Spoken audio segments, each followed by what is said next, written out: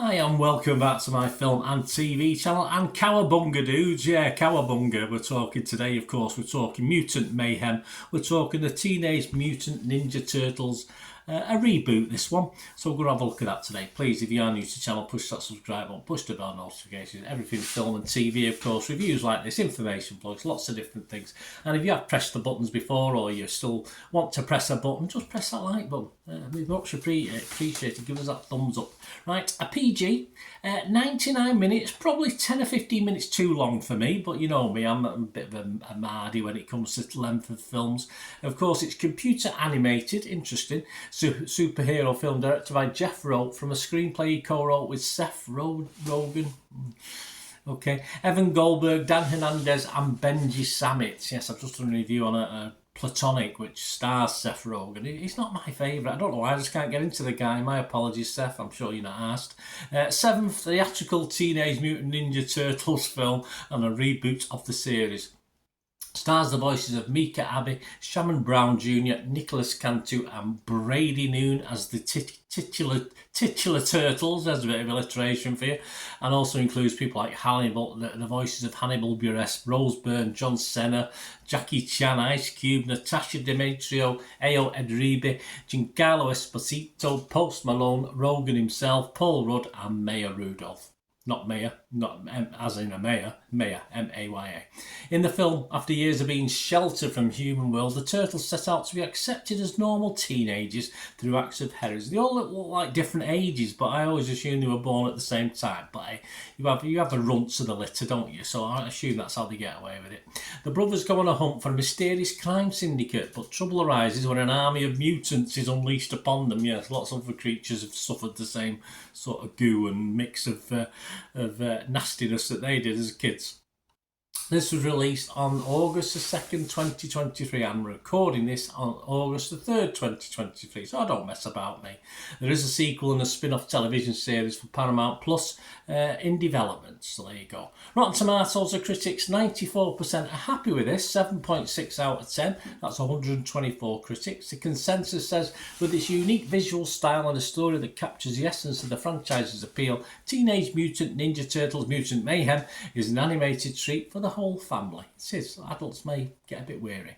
Metacritic, which uses a weighted average, assigned the film a score of 74 out of 100 based on 36, and it's 31 positive, 5 mixed and no negative. All good.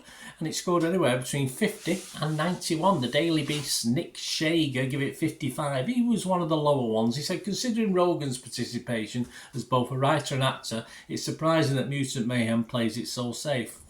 It doesn't surprise me. Not merely in terms of plot, but with regards to its comedy. Yes, comedy doesn't work in this for me. I didn't find anything particularly funny. I enjoyed the visual presentation, but perhaps the comedy was lacking. Variety's Peter De Brugger, he gave it 60 out of 100. He said, the movie's mostly just meant to be fun, and that is, well, aren't they all, these sort of things? I didn't take this seriously.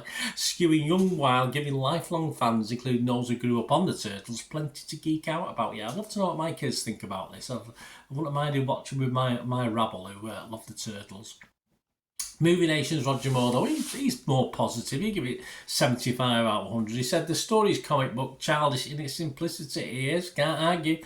But the execution is dazzling and kid-friendly. I will go with the kid-friendly. Dazzling, yeah. Okay, yeah, on the big screen it is. My thoughts, guys, before we go on the old Turtles. Well, I spent many hours. Well, some cruel people would say I wasted a lot of my life looking for Turtles back in the day at Christmas time and birthdays, etc. Getting the right one, getting the wrong one, etc.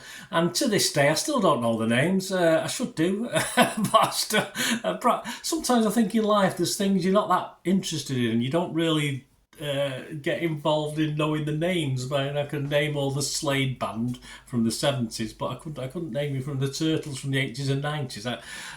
I know them, I know the names, but I couldn't identify them. I don't know who's blue and who's red and who's the various things, but then again, that's me. So that's where I'm coming from with the Turtles as a product placement, etc. From something the kids liked as they were kids, and yeah, I wasn't overly impressed myself. perhaps so quaint, I just never really got into them. It's as simple as that.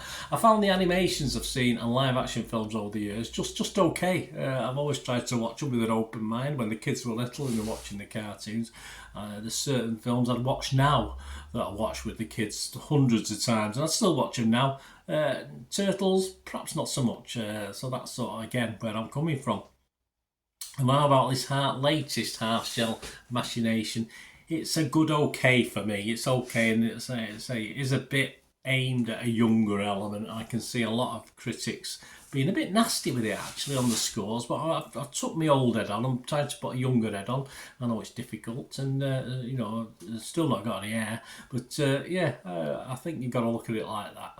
I sort of like the animation. It's sort of newish. It has a new sort of vibe to it. A sort of old school. I don't know. It has a sort of old. If you think of filming on DVD, like they do now with cinema, where they have the old style cameras film and the bit. It's not 4D, and then you have your 4D, and it's a bit weird. It is a bit odd. But it was okay. I thought the animation, it was different. That's one of the things that appealed to me, because it was different. And the turtles themselves, a little bit younger versions of themselves from what I've seen in other big features where they've been a lot older. But that doesn't do any harm. That doesn't do any harm to the story. The humour, as we've already mentioned, for me, missed most of the time. I didn't find it particularly funny. Which you want to, don't you? The Cowabunga dudes. I mean, where's Thin and the pizza eating and the relationship with humans. It does. I think it's more as a family watch. It's adults may tire a little bit with it all. But having said that, I mean they're the negatives. Overall, it was pleasant enough. As a reboot, I think it's reasonably successful. Time will tell if it's strong enough for a half-shell relaunch around the world to dominate. Possibly not. It's certainly better than Barbie that I watched recently, which is obviously not a reboot, but a continuation of that toy, if you like. Let's call it a toy. But so this was okay. It was fine. I probably, I was stuck between giving it a 6 out of 10 and a 6.5 out of 10. But because of the animation, the fact I think kids will like it more, I'm going to give this a 6.5 out of 10. Rotten Tomatoes, of course, I'll be fresh.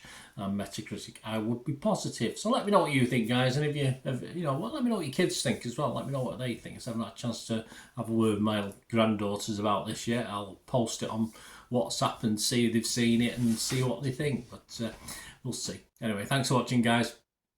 Until we meet again, I only ask one thing, don't I? Please stay safe, everyone. Bye for now.